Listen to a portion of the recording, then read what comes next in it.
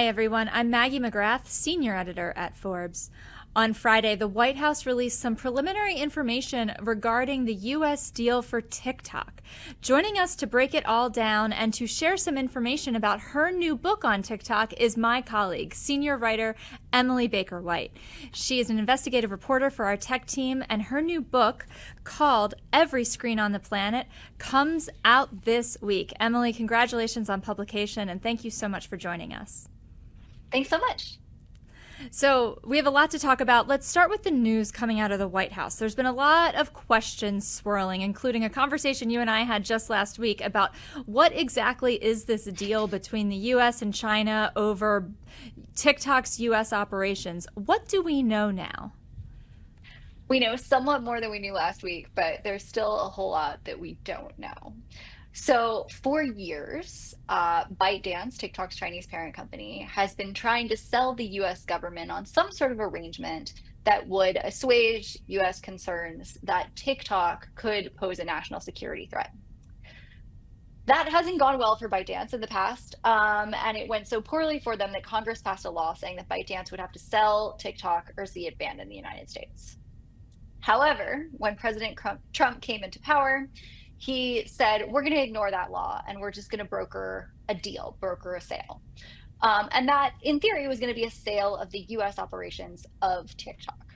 That is what President Trump and Vice President JD Vance, who has played a big role in the negotiations, say is happening now. But it might be that something sort of like that, but not exactly like that, is happening now. It looks like there is a deal to sell some subset of TikTok's US operations, but that deal does not control the recommendations algorithm that decides what you see on TikTok. It also likely doesn't involve some of the advertising and e-commerce parts of the app. And so details are still coming out about exactly what's in this deal. President Trump and JD Vance have also referred to it as a framework, indicating that there may actually be some wiggle room between the parties about exactly what this deal looks like still today. In a statement from the White House, or rather a fact sheet, one of the bullet points read, ByteDance will hold less than 20% of the stock as required by law, choose only one director of the 7-seat board, and be excluded from the company's security committee. Now, you called this a framework, so is it possible, therefore, that just even those details could change? So I would say those details are unlikely to change. They, of course, could. I mean, this whole deal could still blow up. But I think what's important to note about that, the idea of a security committee, the idea about ByteDance having some representation on this board, but it being below a threshold, these ideas have been kicking around for years. Those ideas were part of a proposal that ByteDance made to the Biden administration, and the Biden administration ultimately rejected it, saying it wasn't strong enough. And so, to me, what is most interesting is not the threshold at which ByteDance is excluded, the sort of maximum amount that they can own of the new US TikTok entity. The question for me is, what's in the new US TikTok entity? If it's not the algorithm and it's not advertising and it's not e-commerce, there are still valuable things that are included. Presumably any new data created by US TikTok users going forward would be part of that, and that's real and significant. But we have to look at, like, is this all of what we know as TikTok in the US, or is it some parts of what we know as TikTok in the US that are included in this deal in the first place? Which also brings up the question of revenue, which I'm not seeing, at least in the pages that I printed, any revenue breakdown or distribution. Do we know, is it 50-50, 60-40, or is that still to be determined? Yeah, so we know some things, we don't know that much. Late on Friday, Bloomberg published a report that ByteDance would likely get about 50% of the new US TikTok's revenue going forward.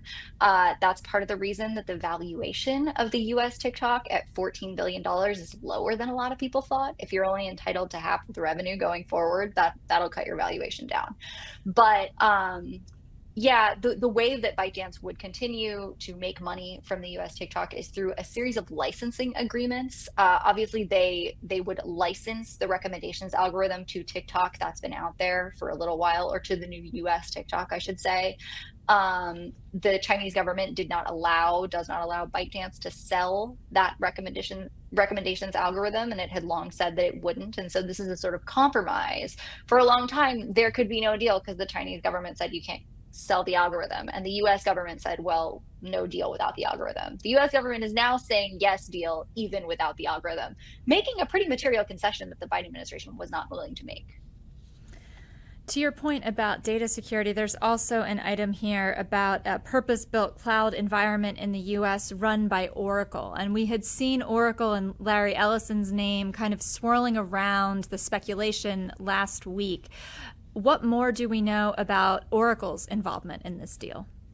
Yeah, so that specific thing about the data being held at a data center by Oracle, that's also not new. That's been part of ByteDance's pitch to the government for years. It's part of something that they called, may still call, Project Texas, where new US user data would be held by Oracle in a secure Oracle data center, and ByteDance would have restricted access to it. That's actually been the case for the past couple of years. ByteDance did this, and they tried to say, hey, US government, this isn't a concern because look, this data is already held by Oracle. So Oracle would keep that part of its contract with a new US TikTok entity.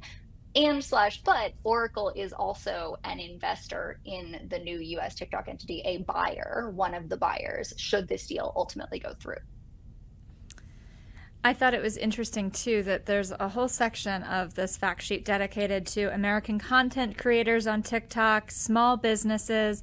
It feels like the administration is really trying to reach out to their supporters or to Americans writ large to say, hey, we got your back. Is there anything that has jumped out at you around the messaging around this and how creators and small businesses are responding? The thing that jumps out is sort of the way I've answered your last two questions too, which is that this is what ByteDance has been saying for years. TikTok and ByteDance have made the case, essentially, that TikTok was too big to ban. It has so many creators on it, so many businesses rely on it, that you couldn't possibly shut it down because it would hurt so many people who need it to advertise their products. And that idea actually is older than TikTok. It's the same playbook that Facebook and Google ran for years when people tried to regulate Facebook. Facebook would release all these statistics about the many small businesses that were propped up by Facebook or Instagram. And this is ByteDance doing the same thing. When you get that big, a lot of people rely on you, and they're using that to their advantage. Well, speaking of creators and the algorithm, you and I were chatting right before we started recording about the excerpt of your book that ran just over the weekend and which folks can read on Forbes.com right now. But in this excerpt, you talk about the algorithm and the way it has started to generate recommendations for people, which have in turn boosted the profiles of some creators and some small businesses. And I don't want to give away the goose. I'll ask you to kind of explain it. But my question for you is, how manufactured is the success of some of these creators? But you spoke to someone in Mexico who was kind of handpicking videos that went to the For You page. Can you talk about this? Yeah. This person's name was Jorge. He was a curator for ByteDance. ByteDance employed a lot of curators who essentially picked videos that they thought people would like to see and pushed them out into the universe. And there's nothing nefarious about that. That was his job. As far as I can tell, he did a great job of it, and tried to push things that would be interesting to the people who were consuming TikTok back in 2018 in Latin America. What's interesting about that is, I think, especially with TikTok, right? If you go onto Instagram, if you go onto YouTube, you're telling it what you want to see. When you come to TikTok, TikTok tells you what you want to see. And you're not presenting any inputs. It's just happening. It's just happening to you, or it's showing you what you want to know before you know to ask for it. And it's easy for us to say that's magic. That's the magic of the algorithm. The algorithm is all knowing. It can see into your soul. And like, no, actually, an algorithm is a giant math problem. And the giant math problem has a bunch of inputs. And most importantly, like, one of the central inputs on TikTok is how long you wait before you scroll to the next video. it knows that it takes you like 2 more seconds if there's a really, really, really attractive person on the screen, right? It takes you 2 more seconds if the colors are brighter, right? And it learns subconscious things that you're not meaning to tell it just through your behavior. And when I go back to this person I spoke to, this curator in Mexico, right? He was a guy, watched a lot of videos, thought this video will do really well. This video is really funny, right? And like the algorithm doesn't have a sense of humor, especially when it comes to humor. It doesn't know what's funny. Like, I mean, even like look at ChatGPT, very bad at understanding jokes, right? Algorithms don't understand irony, they don't understand satire. And so it was really important to have humans identify, oh my goodness, that's hilarious. This particular absurdity is really going to catch on with certain communities, right? And like seeding that into the algorithm taught the algorithm what kind of things to recommend to more people, right? Especially early on in TikTok's history, to have people making decisions about what they thought people wanted to see. The algorithm was learning from those decisions the whole time. And so TikTok is not, it's not a magic, all-knowing piece of technology. It's a big math equation that was fed your preferences and my preferences and millions of other people's preferences, and the key decisions made by the people actually working there. It was so interesting reading your description of this because I, as I've told you before, do not use TikTok, but I use Instagram. And I notice sometimes when I fall down a rabbit hole of reading certain things, suddenly my recommended page looks, for instance, PT advice. I had an ankle injury earlier this year. Suddenly I'm getting skeletons and graphs and all of these PT videos on my Instagram. In spite of me liking so many recipes, following chefs, I use it for a lot of food curation. And I think that gets to what you were saying about the extra 2 seconds, right? I might not have been aware of how I was interacting with some of the videos as I was recovering from this injury, but my algorithm was, which is a little scary in a way. Totally, because I mean, I think this gets to one of the themes of the book, and one of the things that ByteDance's creator talked about very early was this idea, like, you can go and ask the internet for information. Tell the internet what you want, tell the search engine what you want, and have it received to you. You can follow a person, say, I want to see that person's content, right? Those are expressed preferences. Those are us saying, I want the following information. But Zhang Yiming, the founder of ByteDance, years ago was talking about information looking for people as opposed to people looking for information. And he sort of believed that you could create a computer that knew what you wanted to see better than you did, which is like a really weird thing to think about. But if it knows enough about you and your preferences, and it knows enough about all the information that's out there, you don't know yet that there's a piece of news that's just broken that's really important to your particular life. But it does, and it can serve it to you, which sounds legitimately useful in some cases as a reporter who's constantly looking for breaking news on a bunch of topics. It's also kind of dystopian, because what if you don't want it to serve you more information about X, Y, or Z topic? Even if you are interested, maybe you're going through a divorce, maybe you struggle with addiction, and like those things are relevant to you, but you would actually prefer not to see so much of that. There was a dust up on Facebook years ago about people wanting to opt out of receiving more information about really tough topics for them, things like cancer treatment, things about a pet passing away, right? Or a person close to you passing away. Maybe you just don't want to be confronted with more of that right now, even if it is relevant to your life. And the idea that we're going to replace our agency of looking for information, seeking out certain things, telling a program, I want you to show me this person's content, I want you to show me content about that, and just letting it decide, that makes me very uncomfortable. Well, what is great about this excerpt is it gets to the human element of an algorithm. And you have this great quote from a former FTC commissioner, Maureen. She once suggested that people thinking about algorithms, I'm reading from the excerpt, replace the word algorithm with the words a guy named Bob. Quote, is it okay for a guy named Bob to collect confidential price strategy information from all the participants in a market and then tell everyone how how they should price. She said in one of her speeches that you quote, "I have never thought about an algorithm in that way." Why did you include this particular quote in this chapter and in this excerpt? I love this quote. I loved it from the first moment I heard it. And I think it's true about a lot of things. Whenever we think, oh, there's this technological thing and it can do things that we can't do, and therefore we should let it do things that we wouldn't let a person do, red flag. Right away, red flag. Like, take a step back. Someone is deciding what that thing is going to do. Someone has programmed it to do these things. Someone has given it instructions about what to do. And if you don't want that person to have that information or to make that choice, you shouldn't want a faceless, nameless computer program to do that either, because a faceless, nameless computer program can't be held into court to answer for its decisions, for one thing. If it harms somebody, there's a person at the other end of it who has to be held responsible.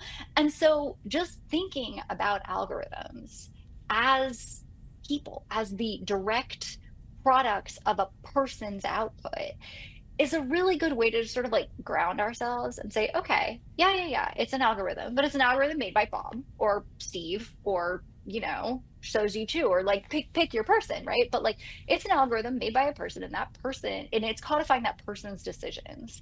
And I think as we move into a world with like AI chatbots, a world where we're more reliant than ever on complex pieces of technology, those pieces of technology are the codification of a person's preferences, a person's choices about how it should behave.